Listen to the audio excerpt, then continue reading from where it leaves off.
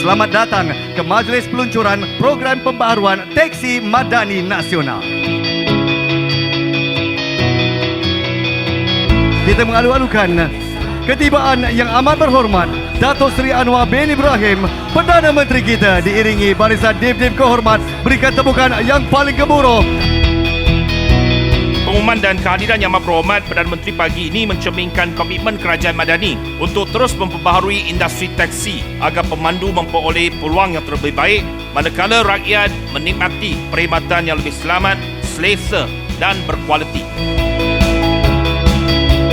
Pemandu teksi bagi kita adalah penyumbang dalam bidang kebersihan, dalam bidang pelancongan, dalam bidang tata susila dan madani dalam negara kita. Saya salute dan ucap terima kasih kepada semua pemandu teksi. Kepada semua keluarga pemandu teksi, mudah-mudahan kita lebih selamat, menjaga keluarga kita dan menjaga negara kita yang tercinta. 3, 2, 1.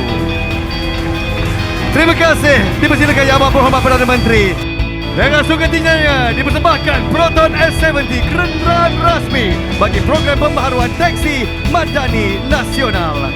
Dan inilah dia mercu tanda pembaharuan untuk memperkasakan mobiliti negara. Inilah dia hasil kerjasama erat antara kerajaan dan pihak industri. Inisiatif ini bertujuan untuk memperbaharui armada teksi dan e-hailing negara supaya lebih moden, lebih selesa, lebih cekap dan lebih diyakini.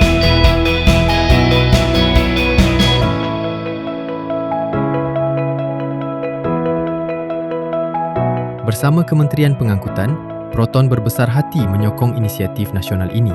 Kerana apabila kita memperkasakan mobiliti awam, kita memperkasakan komuniti, kita memperkasakan mata pencarian dan kita memacu Malaysia ke hadapan bersama-sama.